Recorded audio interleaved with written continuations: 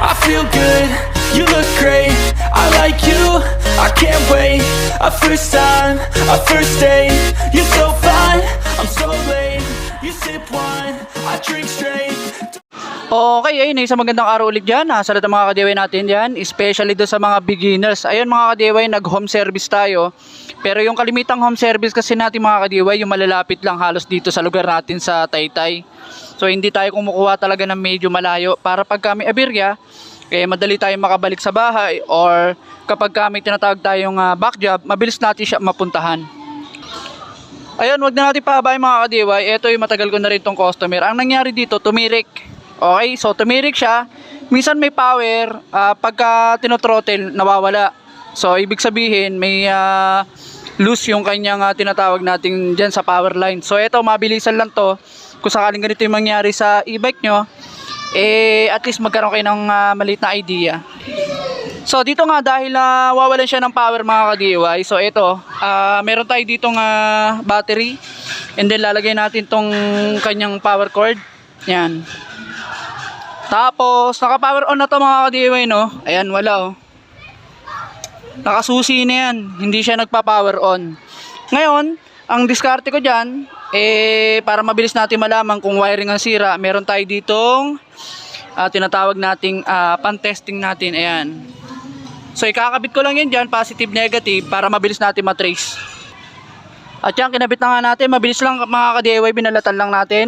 Positive, negative, ingat lang tayo. Ito na yung ating cord. Ito na yung isa kanina, ito yung kanya, ayan. Yan, so ang ilalagay ko ngayon, itong power cord ko. And then, yun, medyo tumunog. Mukhang okay na to mga ka-DIY. Okay, punta tayo dito. Ayun, nagkaroon na siya.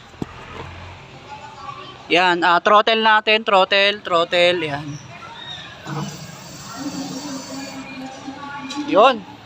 So, yun o, napakabilis lang mga ka-DIY, at nakita agad natin yung kanyang issue.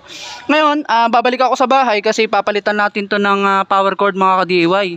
So, ang kagandahan nga lang dito, mabilis lang ako makakabalik sa bahay kasi nga malapit lang ito sa amin. At yun, tara, balik muna ako sa bahay mga ka-DIY. O yun no, nakabalik na agad tayo dito sa bahay, and then mabilis lang mga ka-DIY. Wala pang mga 3 minutes lang halos, nandito na tayo. So ayan, meron na kasi tayo dito, ayan, power cord. Ayan, kaya minsan mga ka-DIY, yung pinipili ko lang din talaga yung mga malalapit. Yan kasi para pagka merong aberya, may kailangan, mabilis tayong makauwi sa bahay. At kapag ka nagkakaroon ng mga tinatawag natin back job, mabilis natin mabalikan. Hindi na tayo kumukuha ng medyo malayo. At ayun, balik na tayo agad at maikabit na natin to agad doon mga ka-DIY. Tara. Okay, yun, nakabalik na agad tayo mga ka-DIY, no? Wala pang 3 minutes, halos 2 minutes lang kasi malapit lang to sa area natin. So papalitan natin siya ng power cord, and then puputulin natin. Isang mabilisan lang to. Hindi naman nakakalito magpalit nito mga ka-DIY pagdating sa power cord, no? Kahit kayo kaya nyo na to. Kasi meron naman tong positive and then yung kanyang negative. Susundan nyo lang yung wiring, okay? Okay yan, no? Pinutol lang natin mga ka-DIY tulad ng sinabi ko. Yung ikakabit natin, di naman kayo dyan malilito. Ikabit nyo lang yung pula sa pula, and then black sa black, and then okay na yan mga ka-DIY. So gawin ko na lang na isa mabilis, okay? Okay yan, natapos na natin mga ka-DIY, pula sa pula at black sa black. Ayan. Ito na yung luma nya, wala na yan. And then saksak na natin, tignan natin kung mag-okay. And paanda rin na natin, naka-on naman siya, throttle. Okay, ayun. Hanggang doon na lang mga ka-DIY. Maraming salamat sa panonood. I hope may nakuha kayo maliit na idea doon. Okay? Kapag biglang tumirik, nawala ng power, pwedeng sa mga cord, pwedeng breaker. Basta may kinalaman yan sa battery.